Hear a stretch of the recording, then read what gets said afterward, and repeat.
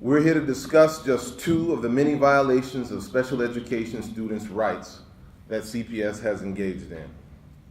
Violation number one, CPS officials have lumped special education and general education into a zero-sum funding competition with one another by insisting that principals pay for special education services by cutting staff from the main education program.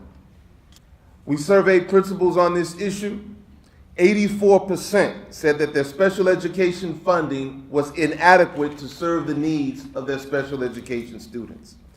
60% said that this zero-sum funding competition created incentives and pressures to deny special education services to students who have a legitimate need for them. Special education is underfunded because CPS is using faulty indicators to set initial special education funding levels.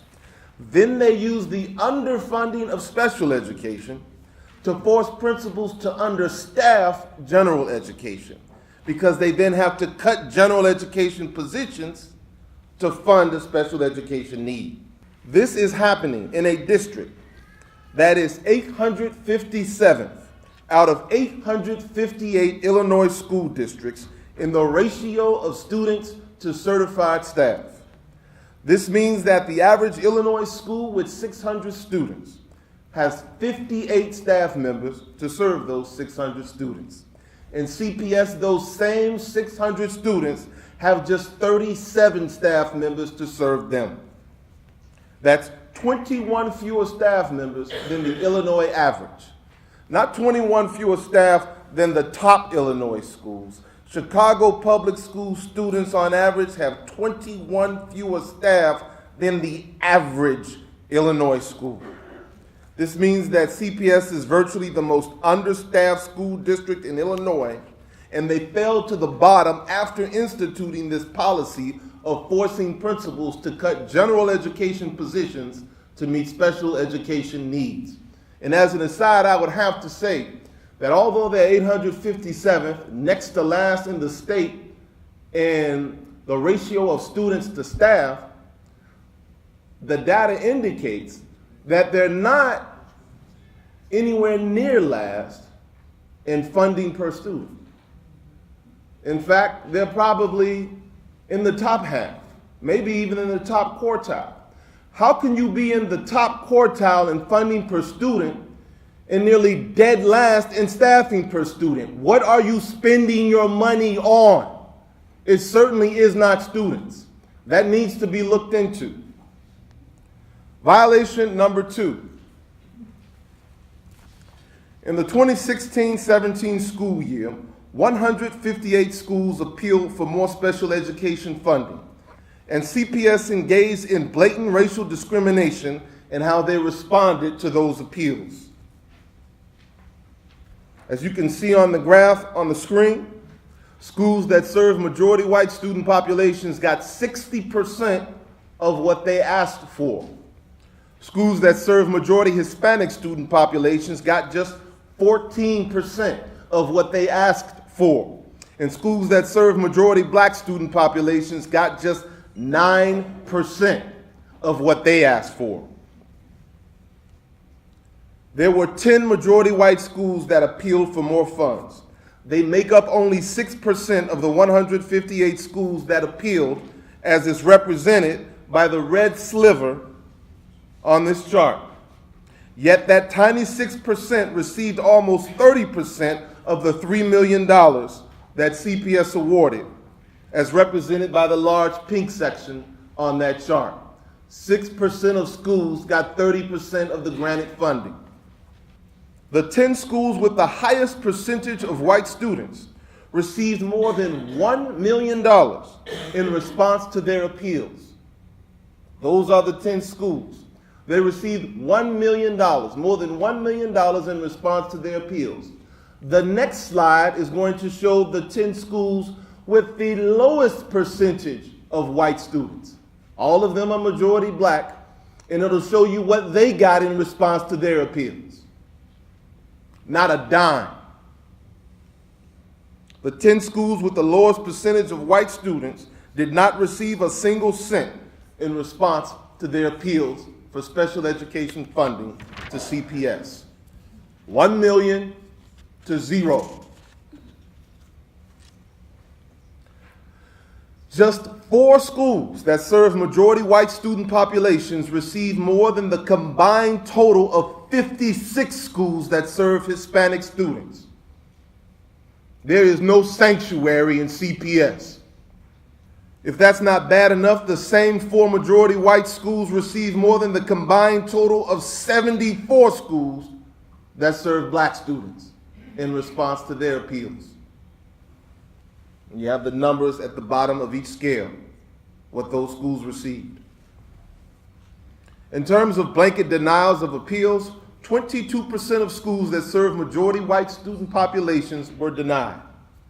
The denial rate for Hispanic and African American schools was 74% and 80% respectively.